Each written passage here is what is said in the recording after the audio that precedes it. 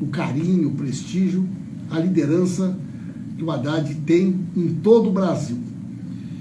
E o Haddad chega aqui para reunir com a nossa bancada, para participar do seminário sobre segurança pública, numa semana muito movimentada, né? Tivemos a votação da proposta da reforma da Previdência na CCJ e a grande polêmica que o governo nos impôs, Haddad, é se o parlamento tinha ou não o direito de conhecer os números que embasaram a proposta do governo antes dela ser enviada para o Congresso Nacional. Para te ver que está difícil, 100 dias de governo, e fica difícil a gente lembrar alguma coisa que possa ser destacada como algo positivo. Para começar, Haddad, como é que tu faz esse balanço aí dos primeiros 100 dias, tuas primeiras impressões sobre o governo Bolsonaro? Bom, Pimenta, primeiro te agradecer essa oportunidade. Nós vamos estar conversando com a bancada, com lideranças, vamos fazer uma rodada de conversas aqui em Brasília. Sempre bom ouvir das pessoas, né, diretamente, a sensação que elas estão tendo, até para você não se enganar, né, para você realmente medir o pulso do país com quem está com a mão na massa, quem está pensando o país. E tem explicação o derretimento do prestígio do Bolsonaro, que, como todo governante, assume em condições ideais, né, de esperança, de renovação, porque assim, quem ganha tem mesmo que ter o crédito de confiança da população.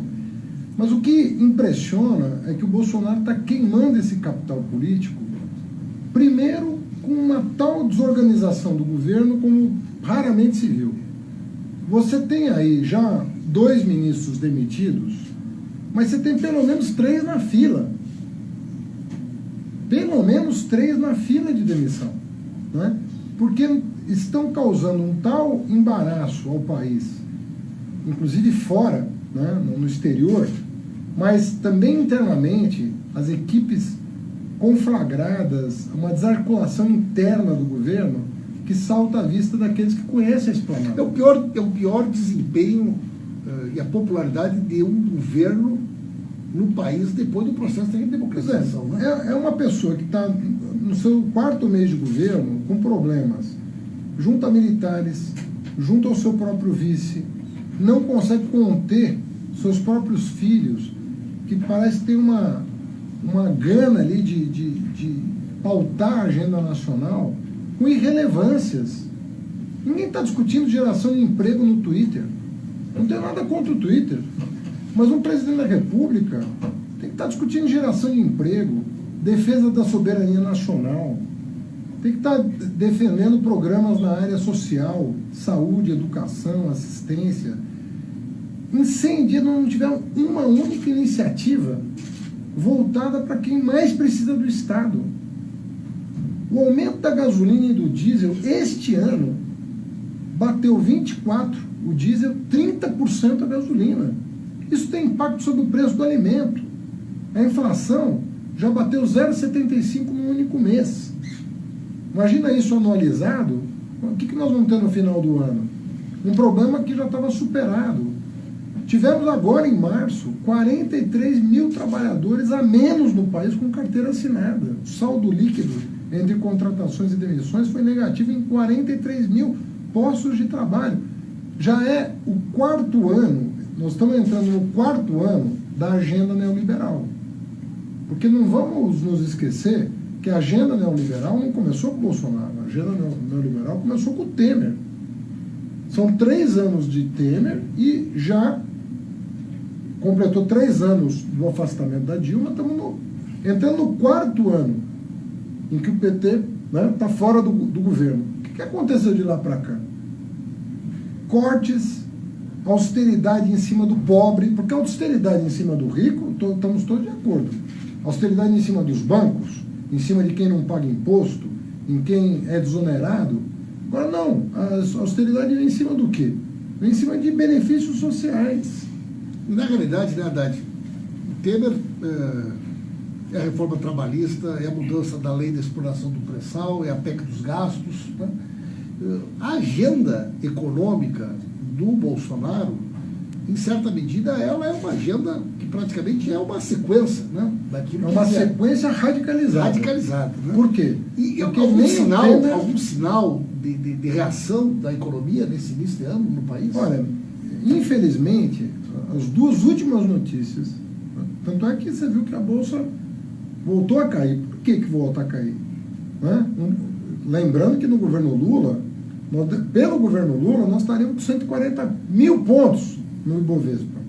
Por que nós estamos com menos de 100 e patinando? Porque a arrecadação em março do governo federal caiu. Em fevereiro, nós tivemos retração do PIB.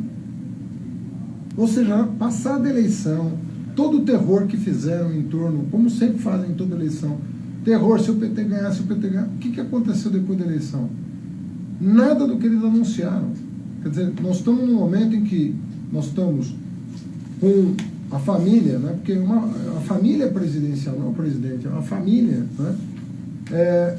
Preocupada com o Twitter, com o Mourão, com pautas fictícias. Às vezes as pessoas se perguntam. E o que é importante, que o gás está a R$80, que a gasolina aumentou 30%, que não estamos gerando emprego, que o Brasil está perdendo espaço na economia internacional, que os nossos parceiros estão voltando as costas para nós porque nós estamos tratando mal os nossos parceiros comerciais. Nada disso é tratado. Qualquer governo, né? Se você pegar em uma prefeitura, governo estadual, até tem aquela coisa que os 100 primeiros dias, né? Às vezes a imprensa, a oposição, todo mundo dá uma trégua para os 100 primeiros dias. E o que a gente observa, né, é isso, derreteu a popularidade, a credibilidade do governo, e eles não conseguiram fazer nada até agora. Mas essas coisas, tipo o Bolsonaro postar aquele vídeo durante o carnaval, essas declarações que ele dá, essas coisas do Twitter do filho dele, tu acha que isso é uma coisa pensada? Isso é realmente um descontrole? O que leva o governo a insistir permanentemente numa pauta de conflito?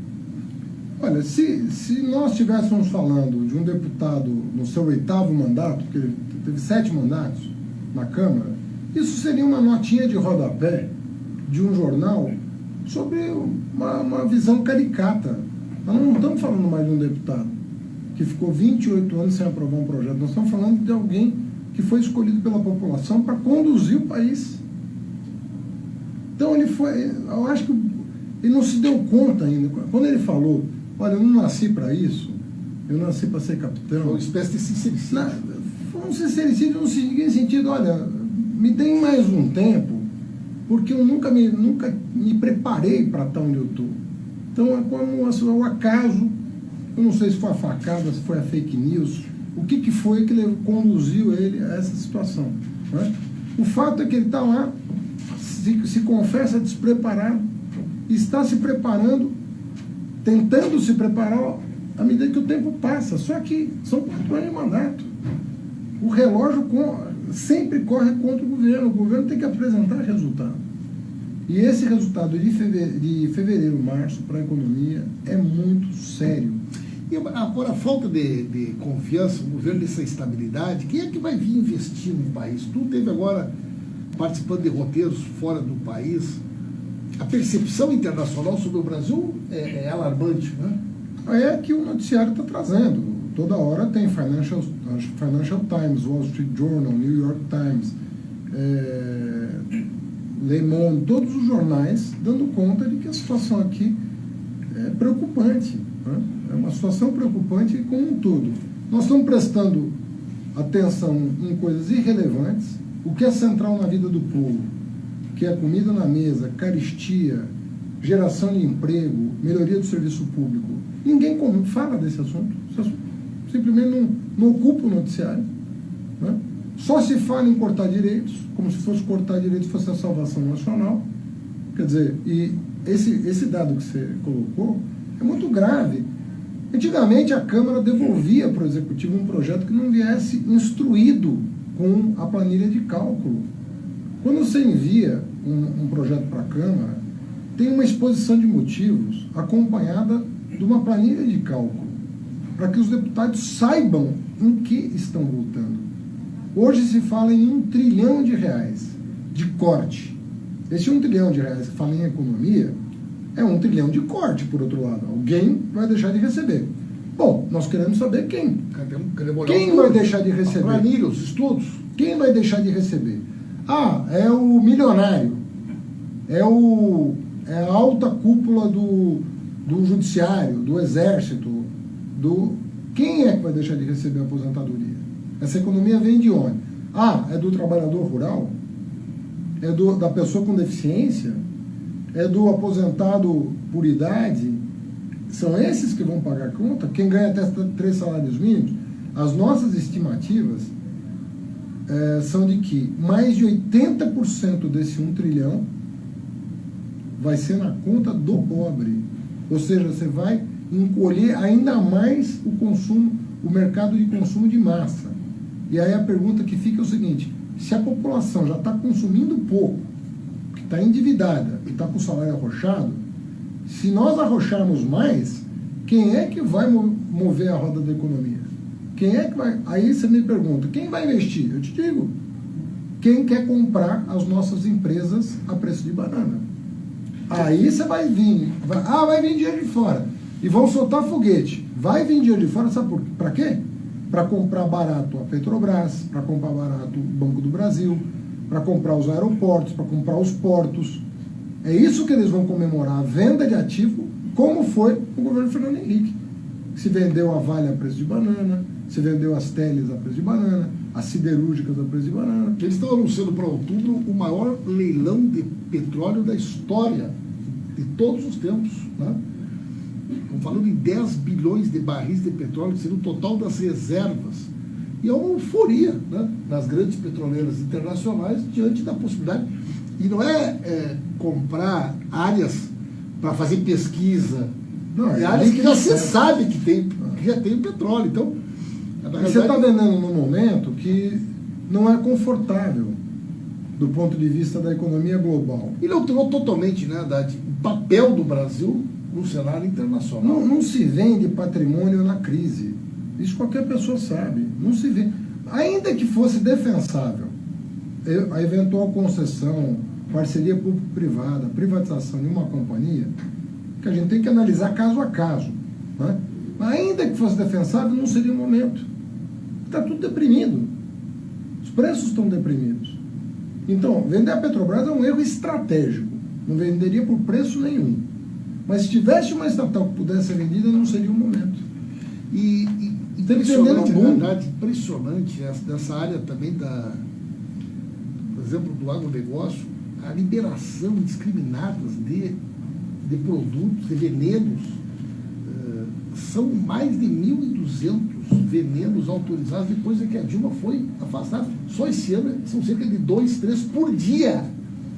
E a grande maioria produtos que são proibidos na Europa, são proibidos nos Estados Unidos. O detalhe disso é o seguinte: nós estamos fazendo mal para a nossa saúde, mas nós vamos fazer mal para as nossas exportações logo, logo. A Rússia já mandou recado. Se o Brasil não controlar agrotóxico, vai deixar de comprar. Excesso de resíduo de glifosato na soja. Produto nacional, soja. A China, para quem nós viramos as costas e que sustentou, ajudou a sustentar nosso ciclo de expansão, na guerra comercial com os Estados Unidos, já está fazendo um acordo para comprar deles a soja, e não mais do Brasil. Por razões ambientais, mas também para atenuar a guerra comercial. Então o Brasil, olha o que está acontecendo com o Itamaraty. O Itamaraty é uma judiação que está acontecendo, é uma pena o que está acontecendo. Nós temos um sistema lá estruturado de relações bilaterais, multilaterais, que é consagrado, é respeitado no mundo inteiro. A diplomacia brasileira é uma das mais conceituadas do Brasil, do mundo. Nós tivemos um chanceler durante o governo Lula, que foi considerado o maior diplomata do mundo. Hoje é o extremo oposto. Nós temos uma chancelaria que é motivo de piada no cenário internacional. Só discute relevância. Fizemos 3 viagens, né? O governo fez 3 viagens internacionais. Passou vergonha nas 3. Fez só 3. Levou um pito do presidente do Chile por ter elogiado Pinochet.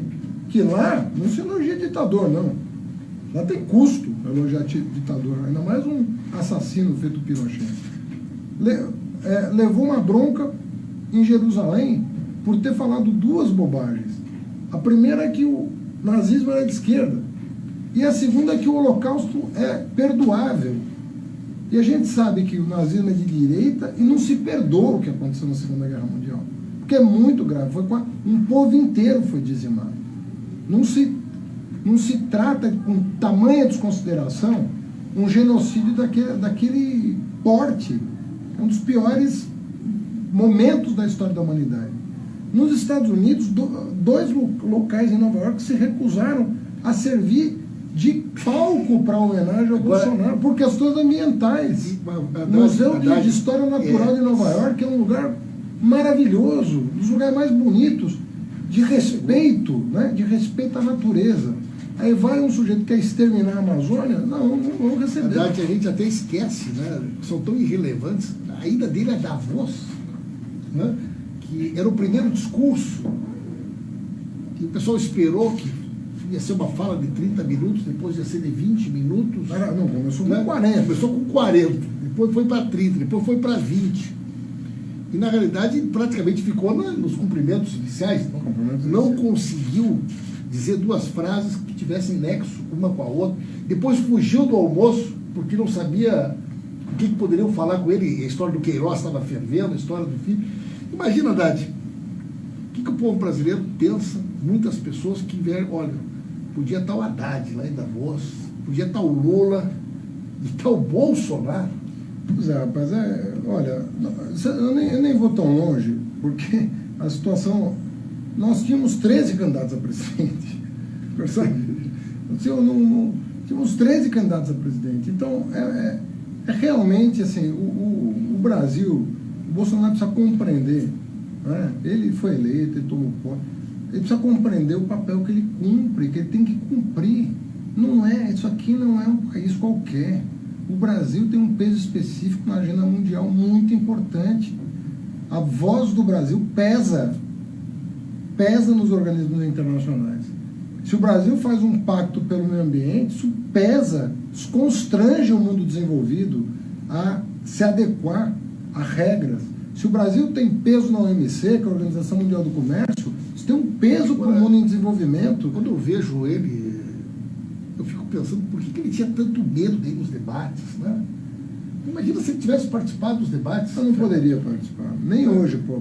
Nem hoje, não tem condições. Imagina como é que seria um debate sobre os grandes temas da economia, da infraestrutura, da geração do emprego. Olha, eu vou te dar um exemplo. Imagina debater educação. Eu vou te dar um exemplo sobre educação, já que você está falando. Tu vinha falando bastante sobre esse ministro antes mesmo dele cair. Eu vi tu falar várias vezes dizendo que era uma questão de tempo. Não, eu disse que ele ia cair. Eu ouvi tu dizer que ele não ia durar muito. Não vai durar. Eu fiquei 8 anos lá. Eu conheço aquilo. Não tem condição de você tocar um ministério daquele tamanho com tanto improviso. Era quase inacreditável, né? Agora, veja só, um presidente vai a um programa de TV e diz, de viva voz, que nós não produzimos pesquisa e que a pouca pesquisa científica que produzimos é feita na universidade particular. Eu não sei se as pessoas têm a dimensão do equívoco, porque o Brasil está dependendo do ranking, é o 13º ou 15º produtor de ciência no mundo. No mundo. Se considerar impacto, nós estamos em 23º lugar no mundo. Ou seja, um país que produz ciência de impacto. Ciências da terra, Brasil é líder. Ciências médicas, Brasil é líder. Odontologia é uma das melhores do mundo. Física, na matemática, agora começamos a nos insinuar. Ganhamos uma medalha Fields, que é uma espécie de Nobel da matemática.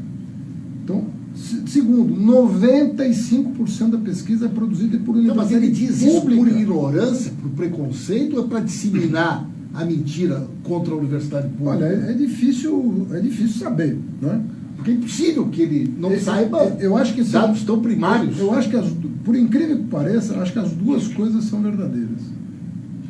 Ele não sabe, e ao não saber, aposta na pior hipótese, que é a universidade pública não produzir. Então, eu duvido que ele conheça o dado. Mas ao desconhecer, ele não pode dizer que desconhece. Ele não pode chegar para um entrevistador e falar, não sei do que você está perguntando. Então, o que ele faz? Ele arrisca. Ele diz qualquer coisa. Não, naquilo que para ele... Por que atacar a universidade pública é tão importante? Olha, o Brasil, se tem uma chance, ela está sendo forjada pelas universidades públicas, pelos cientistas, pelos educadores. São eles que estão, e os estudantes que estão lá. Onde está a resistência ao obscurantismo que ele representa? Na universidade pública.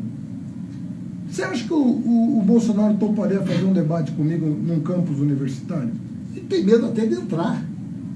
Não entrou. Ele tem medo de entrar no campus. Mas, então, qualquer um do governo, o ministro dele da Educação, tem condição de debater? Por que eles temem tanto a revolução que nós fizemos na educação, Haddad? Porque a educação, ela é revolucionária, ela é crítica por natureza. Você não educa para mandar na pessoa. Ele tem a visão de que se educa para o sujeito apertar um parafuso. Não, você educa para a liberdade. Ele, na verdade, tem medo da liberdade das pessoas, da liberdade crítica das pessoas. Ele não quer ser... Eu fico empolgado quando eu vejo, Haddad, que, assim como o presidente Lula, durante a caravana, não tinha nada que deixasse o Lula mais feliz do que quando chegava uma pessoa e dizia: eu sou a primeira pessoa da minha família que cheguei numa universidade, eu sou filho do ProUni, eu sou filho da expansão da universidade, eu sou filho dos institutos federais, das cotas. A gente não tem dimensão de quantas pessoas, de quantas gerações. São milhões. São milhões de pessoas. Milhões. E eles só o ProUni são 2 milhões. Eles têm uma dificuldade, né? Eles têm essa questão do anti-intelectualismo, contra a cultura, contra a ciência, contra o conhecimento. Eles alimentam esse preconceito de uma forma permanente nas falas deles aqui na Câmara. Né? É um problema com a liberdade. A cabeça do Bolsonaro não evoluiu para uma sociedade moderna. Uma sociedade moderna é uma sociedade que não tem controle estatal sobre as pessoas. As pessoas são livres e é a liberdade das pessoas que produz o desenvolvimento. Capacidade de empreender, de inovar, de criticar, de participar. Essa percepção... É essa premissa que leva ele a ter uma visão autoritária sobre as questões do comportamento. Por que o Lula é o campeão de criação de vaga em universidade? Porque ele não fez. Justamente porque ele sabe o que foi. O Lula, com toda a capacidade que ele tem, ele deve ter imaginado, mas se eu tivesse a chance de fazer uma universidade, sem ter tido condição, eu cheguei até aqui, se eu educar o povo, vão aparecer quantos Lulas? Né? Quantos Lulas vão aparecer? Se a gente der a oportunidade. Então, é isso. Esse pessoal tem preconceito com a educação. Imagina você falar mal do Paulo Freire. Esse pessoal não leu um livro do Paulo Freire. Paulo Freire é o nome mais citado. Ele é o Pelé da intelectualidade brasileira. Se você for para qualquer país e perguntar de um brasileiro, vão falar do Pelé, não vão? Vão falar do Pelé e do Lula. São os dois brasileiros mais conhecidos. Se você for numa universidade e falar de um brasileiro, vão falar do Paulo Freire. É o brasileiro mais citado. Por que esse antagonismo com uma pessoa que só falou em amar o educando, em interagir com o educando, em libertar o educando, em fazer da educação um instrumento de emancipação? Como é que você pode ser contra uma pessoa que só se doou por uma causa? É uma coisa incompreensível. Agora, já que tu falou em leitura, já que tu falou em livro, o que tu faz quando tu tá cansado, para relaxar, para descansar? Tu ouve música, tu olha filme, tu lê? Não, faço. Primeiro eu leio muito, porque eu sou obrigado a ler, porque eu não sou professor, então tenho que estar me atualizando periodicamente. Eu sou apaixonado por música e cinema. Não tem semana que eu não ouço um disco novo, um filme novo, uma série nova. E eu gosto de comer com a minha família. De vez em quando eu gosto de reunir a família para comer um negócio diferente. Porque o chefe... Não, eu não sou cozinheiro, não. Não vou mentir aqui, não. Eu lavo a louça. Já a minha participação... Uma coisa, falando em leitura... A minha participação é arrumada. Tu lembra do último livro que tu leu? Lógico que eu lembro. Aliás, foi uma biografia. Eu até citei em torno da polêmica, foi a biografia do Einstein, de um cara chamado Isaacson. que, aliás, é o biógrafo do Da Vinci e do Steve Jobs também. Ele já escreveu várias biografias. Mas eu recomendo a do Einstein. Inclusive porque agora, vocês sabem que nos últimos 2 anos, o Einstein, né, mais de 100 anos depois da teoria da relatividade, marcou 2 gols. Marcou ainda 2 gols. Ondas gravitacionais, que foram identificadas, um experimento extraordinário feito nos Estados Unidos, e a primeira foto de um buraco negro. Né? Então marcou 2 gols, quer dizer, o homem ainda está fazendo gol. Né? Então eu fui ler a biografia do Einstein, que é uma maravilha, recomendo, porque você vai aprender um pouco de física também. Não é só a vida extraordinária que o Einstein teve, mas é também parte do legado e desse novo mundo que ele abriu e contra o qual os nossos amigos são. Fernando, entrando um pouquinho nessa... Os nossos amigos são contra a teoria da relatividade, porque ela põe em dúvida o geocentrismo. Então, o Einstein não presta na visão desse pessoal obscurantista. Sobre essa questão da pauta da sociedade brasileira hoje, né, o juiz Sérgio Moro, investido agora da função de ministro, apresentou um projeto aqui que tem sido duramente criticado, porque ele colocou o nome do projeto como um plano de combate à criminalidade, mas na realidade não fala nada sobre fronteira, sobre inteligência, sobre sistema prisional, sobre investimento em ressocialização, integração, não tem nada sobre, né? E esse tema da segurança pública é um tema muito presente. Uma das tuas pautas desta vinda a Brasília é exatamente esse tema, né? E um tema desafiador para a esquerda, né? Claramente. E tu tem pensado, tem elaborado, tem dedicou a dar uma olhada já mais a miúde desse projeto do Moro? Claro. Até por obrigação, né? Saber o que está em pauta no país. Veja bem, o nosso programa de governo tinha um capítulo sobre segurança pública, na minha opinião, o mais avançado. Porque ele mirava o quê? Ele mirava o Sistema Único de Segurança Pública. Ou seja, o governo federal, ele não entrava só residualmente no tema. Ele assumia uma parte das responsabilidades sobre o combate à criminalidade. Então, o nosso projeto dava um protagonismo para a Polícia Federal que hoje ela não tem no combate ao crime, né? Então, nós, na linha da criação do Sistema Único de Segurança Pública, atribuímos mais responsabilidade e também o poder local ia ser fortalecido, porque hoje o prefeito mal se envolve com a questão de segurança pública e precisa se envolver.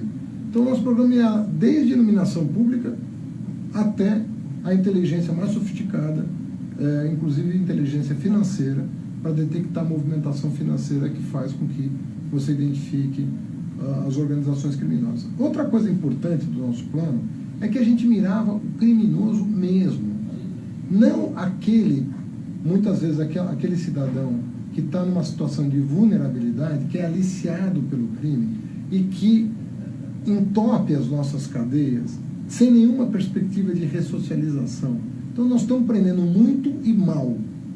Nós estamos prendendo muita gente, estamos prendendo as pessoas erradas, os assassinos, os estupradores e os grandes traficantes de armas e drogas não estão majoritariamente presos. Num sistema caro, ineficiente, um índice de reincidência absurdo. Olha, as contas preliminares que estão sendo feitas dão conta de que o projeto Moro é um projeto que vai custar aos cofres públicos, sobretudo dos estados, alguma coisa acima de 10 bilhões por ano.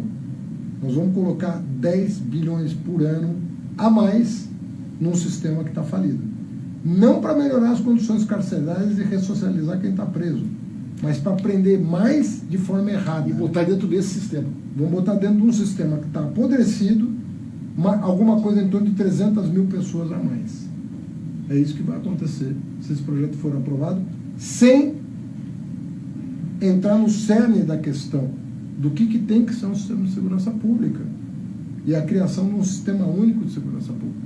Mas por que foi feito assim? Porque foi feito de forma apressada. Ele mal entrou, já entregou no Congresso. Não convidou um especialista, não pôde sequer nomear suplente de conselho consultivo, né? Quer dizer, não pôde ouvir a sociedade sobre os passos a dar. Tinha que dar uma resposta à eleição, juntou meia dúzia de projetos que já estavam sendo discutidos, chamou de pacote anticrime, mandou para o Congresso Nacional.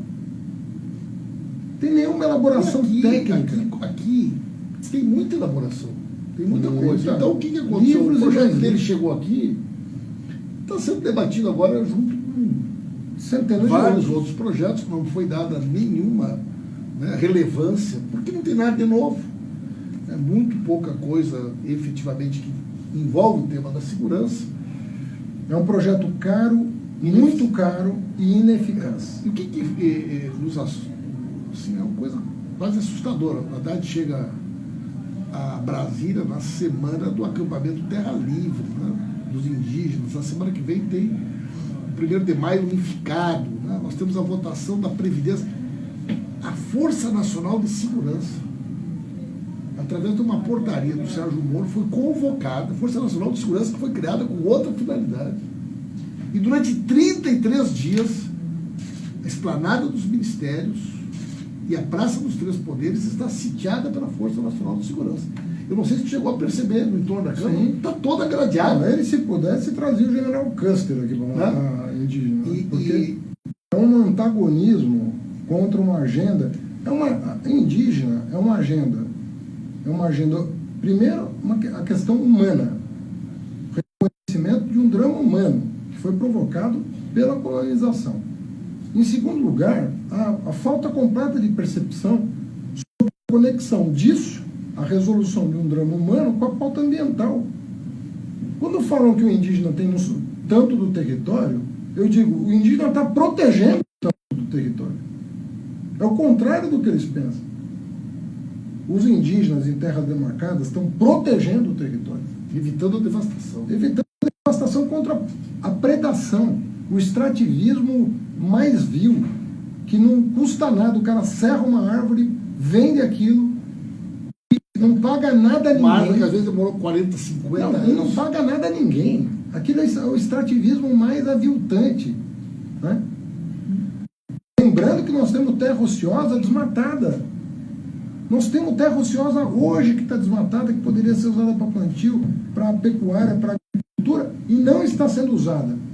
Está sendo mantida como estoque especulativo, não incide ITR progressivo, que era a nossa proposta, de incidência do ITR progressivo, para que o dono colocasse no mercado a terra ou plantasse. Isso é que devia estar sendo pensado, e não desmatar e explorar a terra indígena demarcada. Olha, Fernando, a gente poderia conversar aqui sobre muitos assuntos, falar com uma pessoa inteligente que conhece o Brasil, tem ideias para o Brasil, sempre é uma coisa inspiradora, né? Mas eu não poderia concluir essa nossa conversa sem fazer uma pergunta para ti, né? E o presidente Lula?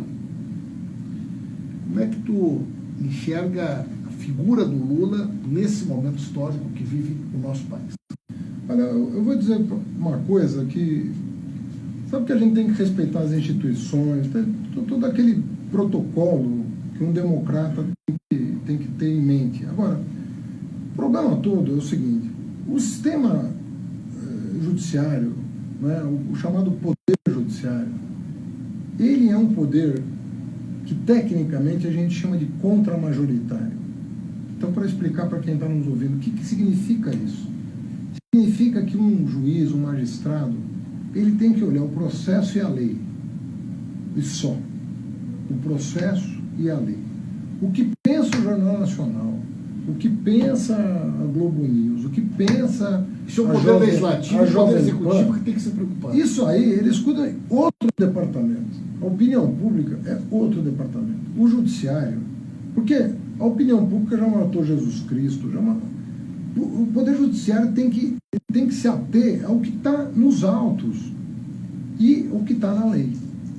Então, quando você vê, às vezes, que o poder judiciário se sente pressionado por fatores exógenos, externos, você fala, pô, mas qual é a segurança que qualquer um de nós vai ter de ser julgado por parcialidade se a opinião,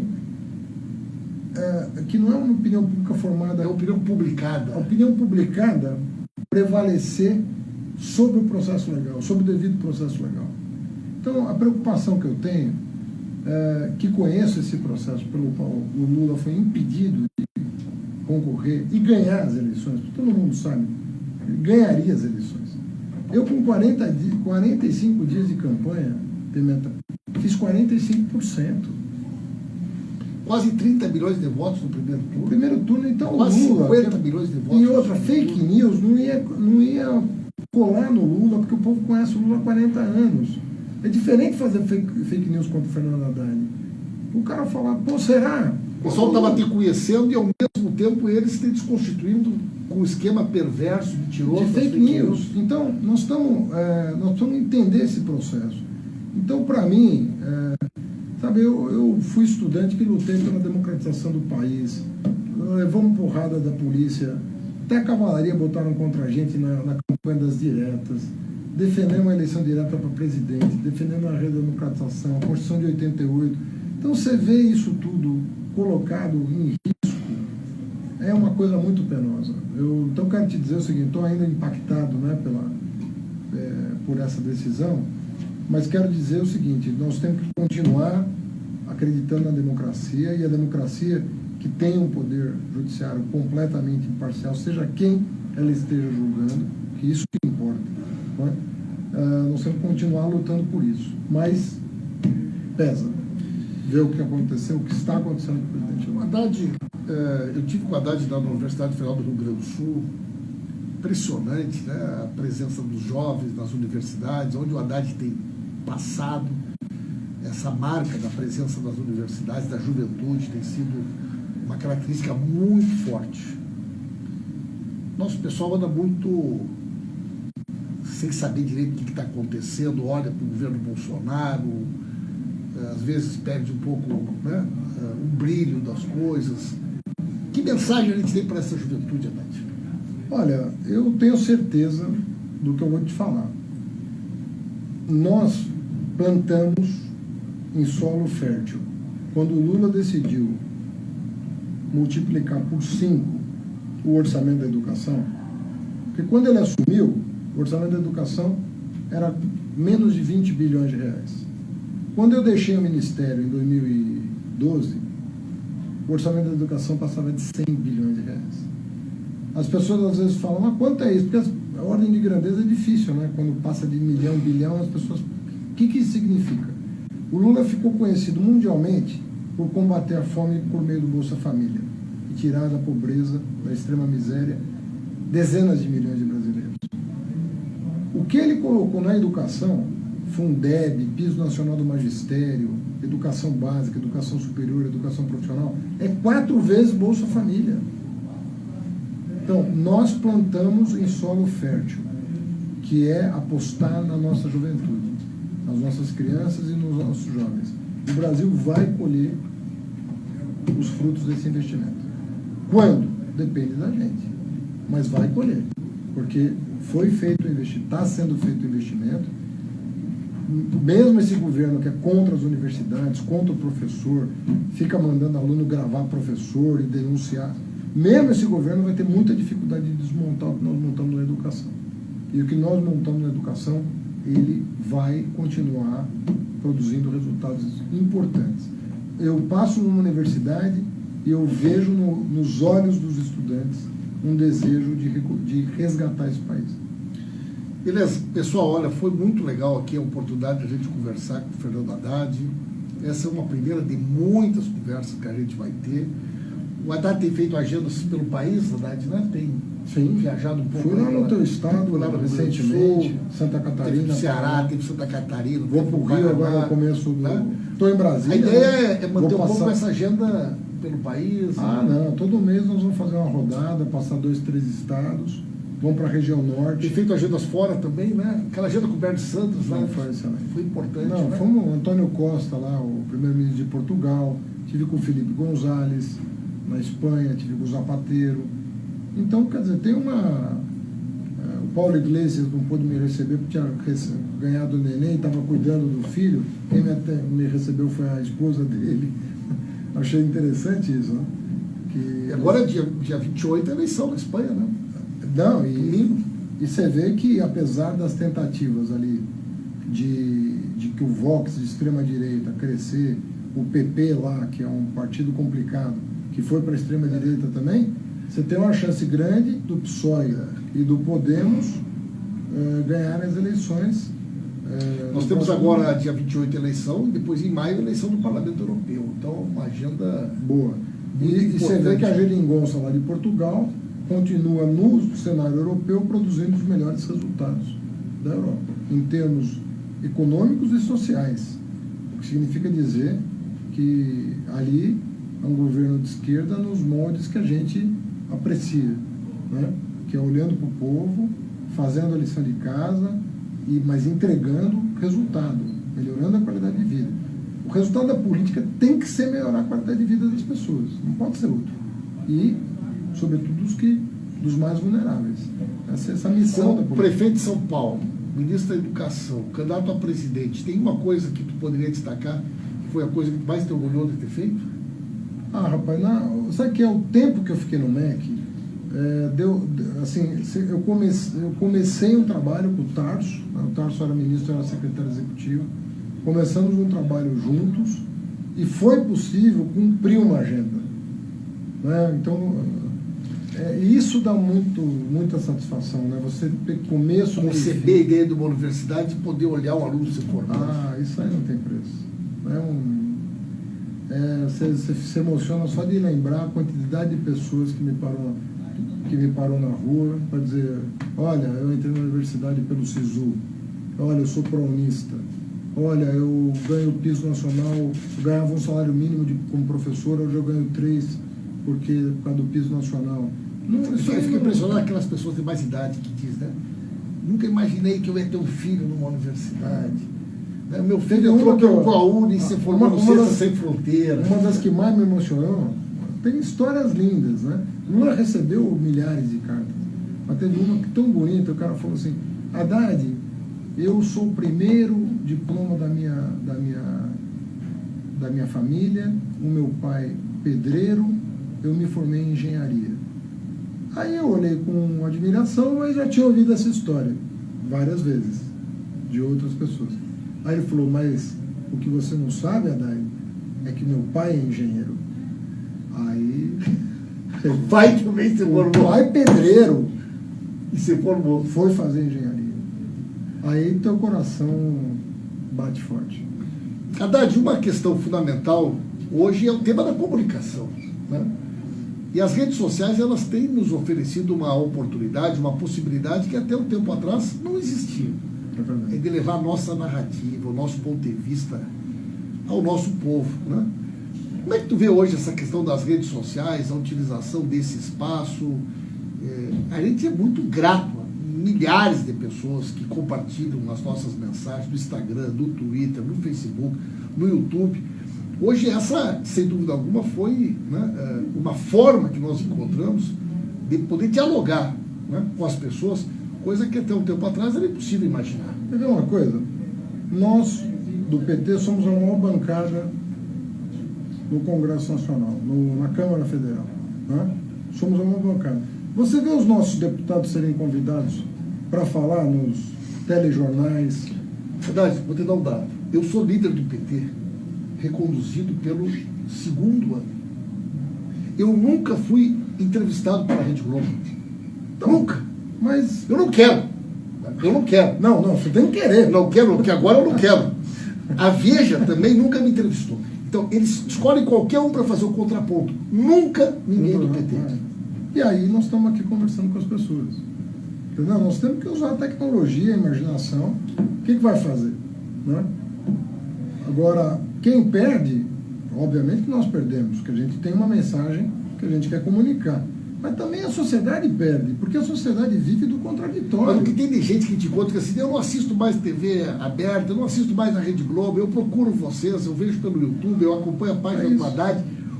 O pessoal também mudou o seu hábito. E vai mudar mais. E o pior é a juventude. Eu tenho filhos, né, jovens, tu tem também. Praticamente TV aberta eles assistem muito pouco. É YouTube, né? YouTube crescendo muito, Instagram. É uma coisa modorrenta. Você não vê o contraditório, você vai para outro lugar. Você vai para outro lugar. Agora, a TV aberta, a TV a cabo qualificada e viu o quê? Estabeleceu o contraditório. Quem ia ganhar? Eles, audiência. A população, vendo duas opiniões, poder formar a sua própria. Que é isso que a gente quer. Ele não quer ser dono da verdade, mas a gente quer que o cidadão tenha a oportunidade de ouvir o nosso argumento. O juízo que ele vai formar é dele. Mas se ele ouvir o nosso argumento e o outro, ele está livre ali para formar o juízo dele, que é o que a gente quer. Ninguém quer ser dono da verdade, pelo menos os democratas não querem ser dono da verdade. Por isso que tu provocava o Bolsonaro para fazer debate. Até em Não enfermaria. era para falar sozinho. Tu iria naquela enfermaria mesmo? Ah, claro. Hã? Imagina, rapaz. Eu tava doido pra... Mas ele, nem agora, que já passou a tal da história da facada, ele aceitaria participar do debate. Acho que não. Mas o convite fica feito. Para a Pra hora ele, que ele quiser. é. A hora que ele quiser. Debater é sempre bom, com ele é melhor. Mas ele não vai ter coragem de debater contigo. Um abraço, Fernando. Obrigado. Pessoal, compartilhem. Vamos fazer essa mensagem chegar longe para conhecer um pouco mais do Fernando Haddad e o que ele está pensando sobre o Brasil. Olá, prezados amigos, prezadas amigas. Prazer.